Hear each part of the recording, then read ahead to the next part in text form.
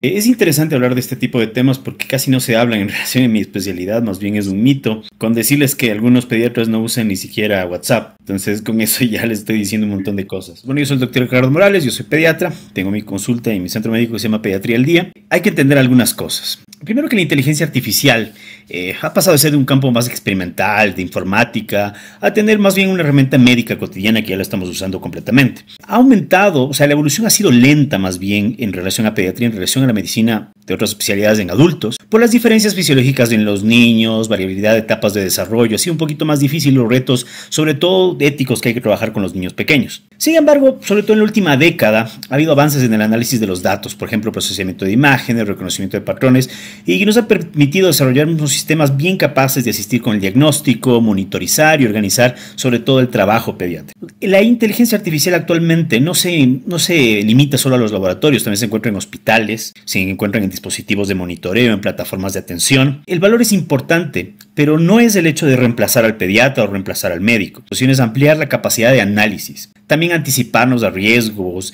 liberar el tiempo, o sea, sobre todo para que hacer más humano este acto médico. Y sobre todo para, en mi especialidad específicamente, para mejorar la relación del niño con su familia. Y esto son las cosas más importantes. ¿Por qué? Porque necesitamos exactitud, necesitamos innovar y sobre todo tener mucho más cuidado. Y vamos a ver algunas de las cosas más interesantes.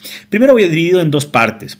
La una es en relación a la innovación en pediatría realmente, en la parte mucho más tecnológica y que se aplica más a nivel hospitalario y sobre todo en ciertas áreas en específico, terapia intensiva, emergencias, y lo otro es lo que podríamos llegar a aplicar en la consulta. Primero, una de las cosas interesantes que hemos podido encontrar, que no se aplican directamente en la consulta, sino más bien a dónde va la pediatría moderna, lo que hemos visto es la predicción de eventos críticos en pacientes pediátricos que me pareció bastante interesante.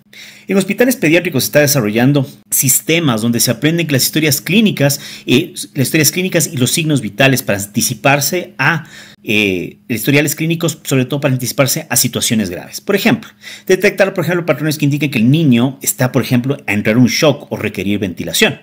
Sobre todo esto se está haciendo en neonatología y en terapia intensiva pediátrica. El objetivo es sobre todo que el sistema nos avise con tiempo al personal médico cómo actuar, sobre todo antes de que ocurra una emergencia. Importante, he recitado algunos estudios, todo tiene evidencia médica, estudios recientes que se han visto que algunas alertas permiten adelantar tratamientos, trasladar a tiempo al paciente y a cuidados intensivos antes de que se descompense o hacer una acción importante antes que el paciente entre en un estado avanzado en el cual nosotros no podemos ya hacer realmente mucho. Y algo que aunque no se use en consulta necesita datos continuos, ¿sí? Monitores conectados, personal especializado y sobre todo que necesitamos interpretar la alerta. Y esto nos está ayudando muchísimo porque las IAs están siendo como un vigilante silencioso, si me van a entender. Sobre todo dentro de los hospitales pediátricos en Estados Unidos se está comenzando a usar bastante esto. ¿Por qué? Porque podemos captar sobre todo ciertos datos para calcular índices de mortalidad, para calcular cuando el paciente ya esté en alguna situación, porque muchas veces se tienen demasiados pacientes y muchas veces tenemos ese sesgo de estar en una terapia intensiva y quedarnos con el más severo, pero muchas veces tenemos otros pacientes que están todavía en riesgo y que muchas veces no se les toma toda la atención. Entonces, de esta forma podemos tener ese vigilante silencioso. Estos estudios que nos muestran, por ejemplo, el de JAMA Network en 2023 o el de 2025, se analizaron más o menos 80,000 pacientes pediátricos. Y este modelo, este PCREST, logró detectar 78% de los eventos críticos, 6 a 12 horas de anticipación. ¿Qué quiere decir esto? Que superamos las escalas tradicionales. Entonces los investigadores concluyeron que la inteligencia artificial puede servir como un sistema de detección temprana, pero eso sí siempre bajo supervisión médica y revisión ética, sobre todo de falsos positivos. Eso sí tenemos que entender, las inteligencias artificiales todavía no están lo suficientemente entrenadas para suplantarnos realmente. Pero nosotros tenemos que tener ese criterio. De igual forma, cualquier inteligencia artificial que nosotros usemos, tenemos que tener el criterio para hacerlo. Otra de las cosas interesantes que está haciendo es ecocardiografía pediátrica asistida por IA. La ecocardiografía, como todos habrán visto, es una cuestión bastante compleja. ¿sí? Se está usando sobre todo para los cardiólogos pediatras para reconocer imágenes correctas, para correlacionar imágenes correctas, medir cavidades de mejor forma, de una forma no manual, sino más bien de una forma mucho más exacta, evaluar la función del corazón de una forma mucho más precisa y sobre todo esto nos va a ayudar a reducir errores, especialmente sobre todo en los hospitales donde hay muchos especialistas en cardiología infantil. Y también estos sistemas se están haciendo sobre todo en centros mucho más grandes, sobre todo cardiológicos especializados y sobre todo que nos están ayudando a que la calidad de las mediciones se puedan hacer sin reemplazar al médico.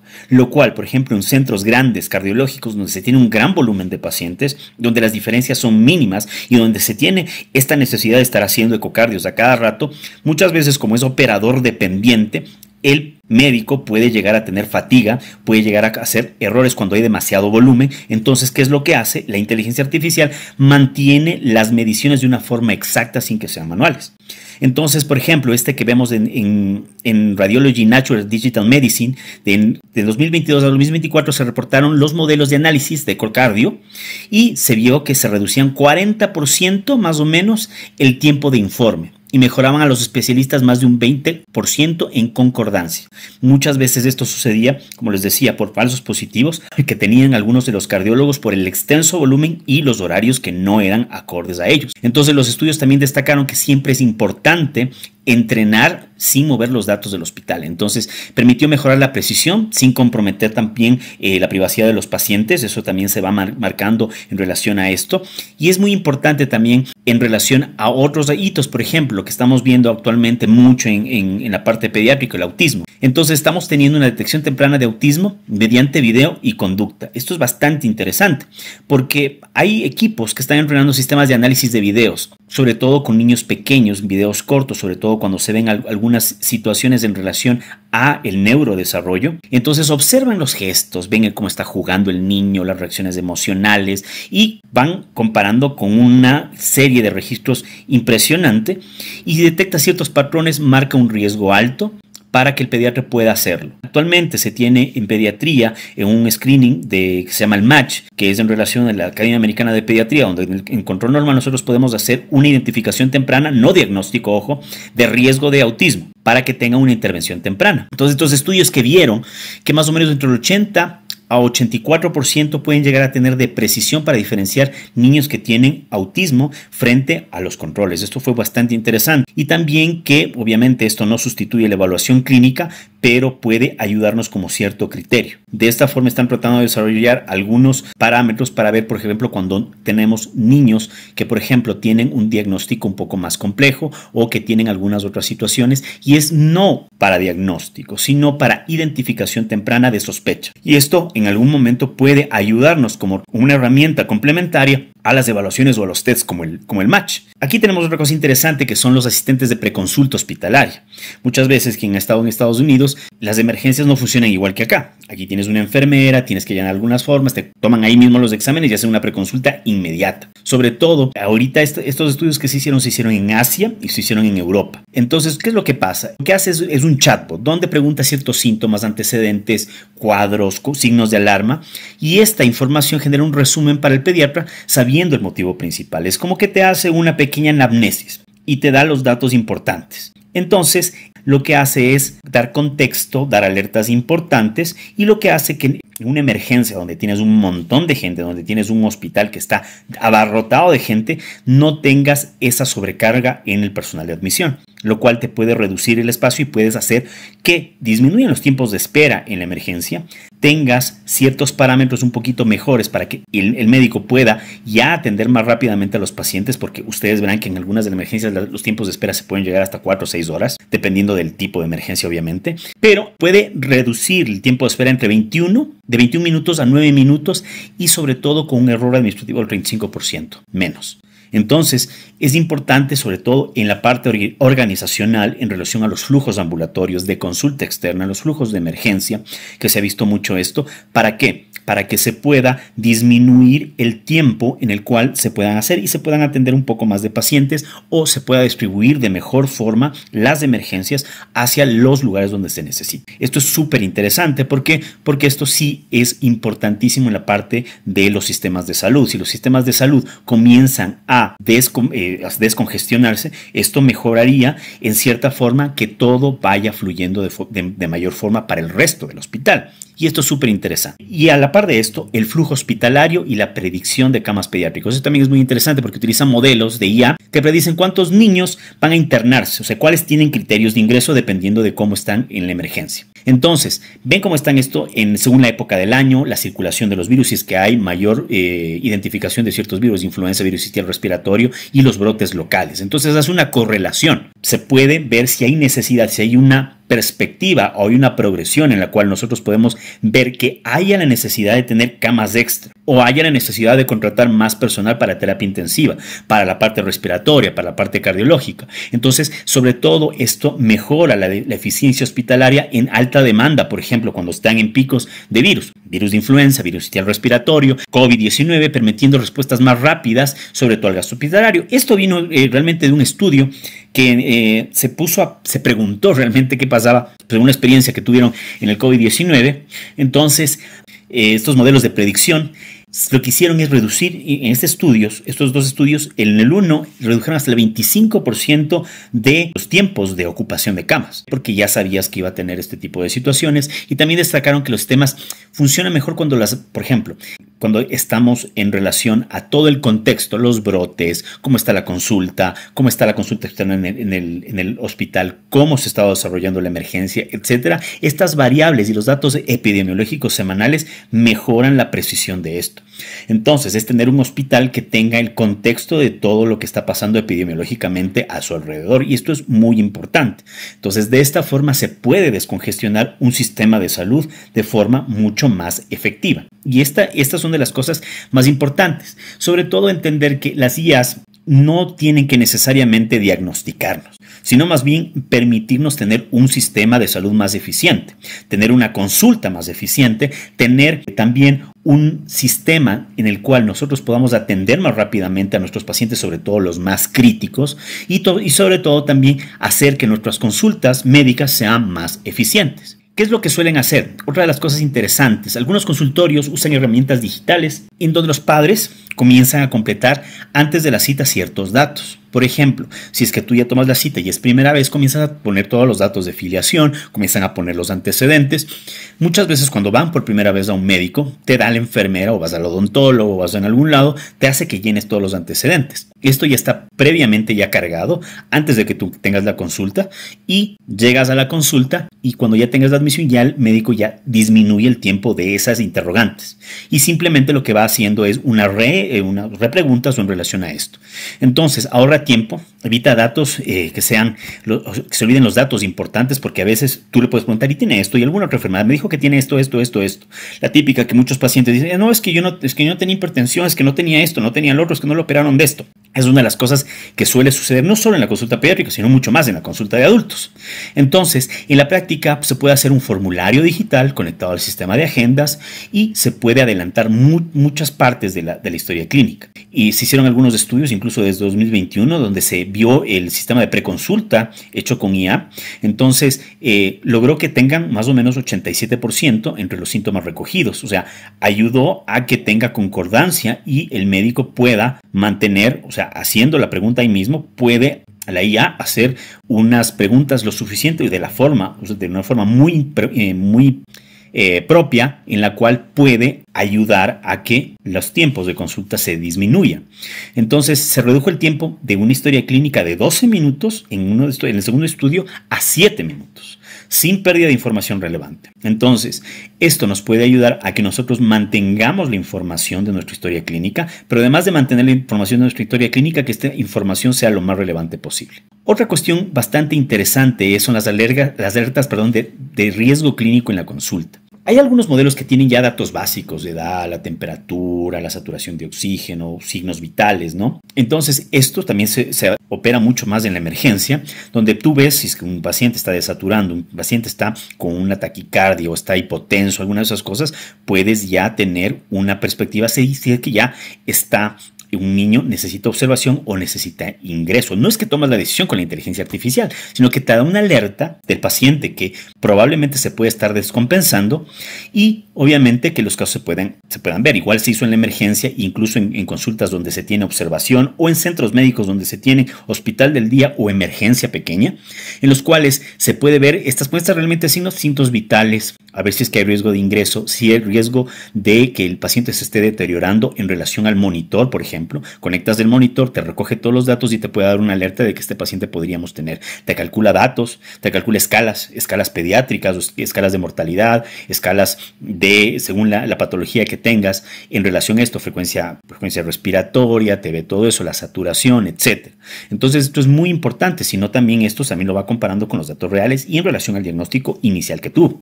Entonces, y es igual que el modelo PCREST, usó el modelo PCREST que les dije principalmente. Entonces, el 70% de algunos casos que requirieron reconsulta, o sea, disminuyó, o sea, ayudó que se identifiquen hasta un 70% de casos que requirieron reconsulta o ingreso en las siguientes 24 horas. ¿Qué quiere decir esto? Tú haces la consulta al paciente, el sistema te indica si es que con los datos predictivos que tú tuviste, y también envían un cuestionario a casa en el cual das los signos de alerta, en el cual el paciente se comunica en las primeras 24 horas y hace un cuestionario dependiendo de su patología.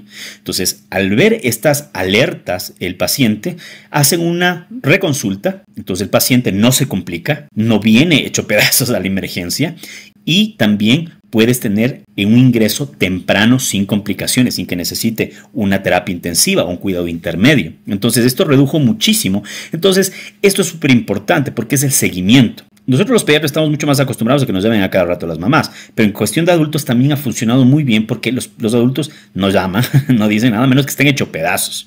Entonces, ayudó a que se puedan tomar ciertas alertas, no solo en niños, sino también en población adulta, en las cuales tú puedes ver si es que el paciente, darle una alerta al paciente para que haga una nueva consulta o vaya por la emergencia para que tenga una atención inmediata. Entonces esto es muy importante. Otra cuestión también importante en relación a pediatría es que muchas veces el dolor en los niños es muy poco valorable, sobre todo en niños pequeños, en niños que no hablan, en niños que tienen neurodivergencia. Entonces es importante, sobre todo para la medición del dolor. Nosotros tenemos que tener una escala del dolor en cualquier situación que nosotros tengamos, ya sea en la consulta pediátrica, ya sea en la emergencia, ya sea en terapia intensiva e incluso en terapia intensiva neonatal. Entonces es muy importante porque muchas veces representa un desafío. Entonces, sirve como un apoyo, sobre todo para valorar las escalas del dolor, simplemente con las señales que tenga el niño, simplemente poniéndose al frente para que pueda reconocer sus gestos, que pueda reconocer sus signos vitales y otros tipos de cosas que valoramos en escala del dolor. Entonces, esto es muy importante. ¿Por qué? Porque estas escalas demostraron, sobre todo en el de Frontiers del 2023, que tiene una correlación entre 0.82 y 0.88 con las escalas clínicas, por ejemplo la de FLAC, la de KEOPS, más de 500 observaciones pediátricas. Entonces estos autores concluyen que sí, la valoración del dolor, sobre todo en menores de 3 años y en niños con trastornos neurológicos, puede ser adecuada. Porque muchas veces, primero, no se valora o muchas veces no se valora de forma adecuada. ¿Por qué? Porque tenemos niños con trastornos neurológicos, porque tenemos niños pequeños o tenemos un niño neurodivergente. Entonces estos niños no saben comunicar o no saben expresar tradicionalmente como nosotros esperaríamos del dolor. Entonces de esa forma nosotros podemos identificar de una forma mucho más automatizada el dolor y tener una idea de lo que está sucediendo. Porque sobre todo en dolor abdominal, cuando tenemos complicaciones, un niño está en cuidado intermedio, está en la emergencia, sí tenemos que tener esa valoración. Pero finalmente, súper interesante porque se ha visto el análisis de ruidos respiratorios y esto ya se ha visto incluso en adultos también. Entonces, lo que hacen es con estetoscopios digitales, se graban los sonidos del tórax y se tiene una base de datos con las cuales se compara miles de sonidos en relación a varias patologías, bronquiolitis, neumonías, hiperreactividad bronquial, tenemos sibilancias, roncus, crepitantes, etc. Y este sonido lo va comparando y va identificando cuál es la relación con otro sonido, la concordancia. Entonces, cuando una auscultación es difícil, cuando tenemos un niño que está con un llanto bien importante o no se puede auscultar bien o de alguna forma tenemos alguna cierta dificultad, sobre todo esto va a ayudar. Incluso se está usando esto en telemedicina. Se da estos receptores para grabar la auscultación de forma externa o a distancia. Y se pudo identificar de forma muy importante y con hasta un 86% de precisión en el estudio del 2024 de Scientific Reports, que los ruidos auscultatorios, sobre todo para neumonía, pueden ser identificados a 86% de precisión, ¿sí? Sobre todo en bronquiolitis y neumonía e incluso asma.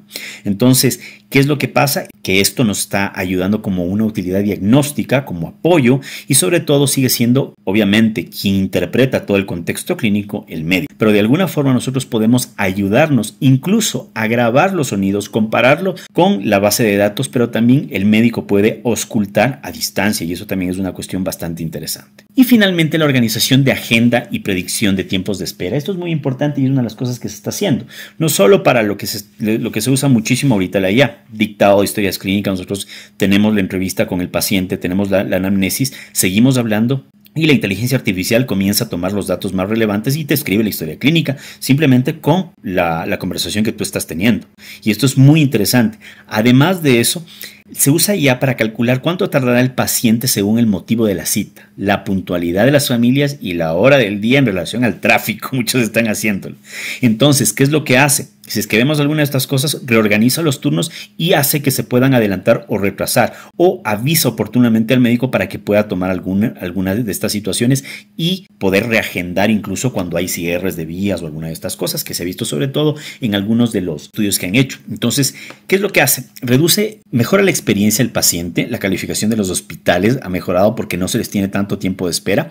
Además, en situaciones prácticas, en términos prácticos, gestiona el orden y más que la medicina, lo que gestiona es el orden, la parte administrativa, que esto es una de las cosas muy importantes. Y muchas veces los hospitales tienen problemas por estas cosas. Que la emergencia estaba rotada, que me dejaron esperando mucho tiempo, que no me reagendaron a tiempo, etcétera. Sobre todo en la parte pública o en la parte donde tenemos altísima demanda. Esto podría ayudarnos muchísimo, sobre todo para que no se concentren. Entonces, ¿qué es lo que vieron en estos estudios? Reducción aproximadamente entre el 15% y el 30% de tiempos de espera en los consultorios. Y sobre todo, que la predicción de la agenda y los recordatorios eran automatizados. Entonces, se podía reagendar o cancelar y agendar en ese espacio a un nuevo paciente. Automáticamente, sin la necesidad de una persona, que una persona intervenga, sin que tengas que tener una secretaria. Entonces, esto es muy importante. Y además de eso, uno de los beneficios que encontraron fue satisfacción en el cliente, o sea, satisfacción en los padres y en los cuidadores. Y sobre todo que esto se observó sobre todo en pediatría ambulatoria y con mejores calificaciones y además con más pacientes para que puedan ser observados en esa consulta. Entonces, finalmente lo que quería decirles con esto es que la inteligencia artificial, bueno, ya dejó de ser promesa, ya no es una promesa futura, sino que es una realidad actualmente. Entonces, que tenemos que aprovecharla, que tenemos que entenderla y que tenemos que darle la medida que necesita dependiendo de cómo se esté desarrollando la tecnología. Podemos anticipar eventos críticos, podemos tener una reorganización de nuestra agenda, podemos reducir los tiempos de una consulta pediátrica, podemos mejorar y sobre todo tener, como ya hemos visto en lo que hablaron previamente, en tener no solo un apoyo en tu diagnóstico, sino también en buscar información, en tener información actualizada con criterio que muchas veces no llegas a hacerlo, o llegar a una conclusión o procesamiento de artículos largos de una forma mucho más adecuada. Entonces no se necesita ser un programador, tampoco necesitas ser un profesional de computación ni nada de eso, sino también tienes que tener estas herramientas y las puedes usar de manera obviamente ética y sobre todo de forma efectiva para que pueda ayudarte en tu consulta y en tus pacientes. Definitivamente no es que la IA está reemplazando la pediatría, sino que más bien tiene que ser un apoyo y es una herramienta que necesitamos. ¿Por qué? Porque en mi especialidad sobre todo tenemos una alta demanda de los pacientes. No solo tratamos al niño, sino tratamos al niño y a su familia. Entonces tenemos una presión muy importante en relación a los pacientes. Entonces tú no le contestas, estás fregado. Entonces, una cuestión importantísima, y a veces los padres tienen complicaciones y se les olvida o no quieren llamar o se les olvidó o no saben identificarlo. Esto nos puede ayudar de esta forma que nosotros podamos tener menos complicaciones, podamos tener una consulta mucho más eficiente y sobre todo que nosotros podamos aprender más y podamos estar más actualizado. Y lo más importante es que nosotros podamos llegar a tener una pediatría mucho más ética y sobre todo más eficiente en relación a la tecnología.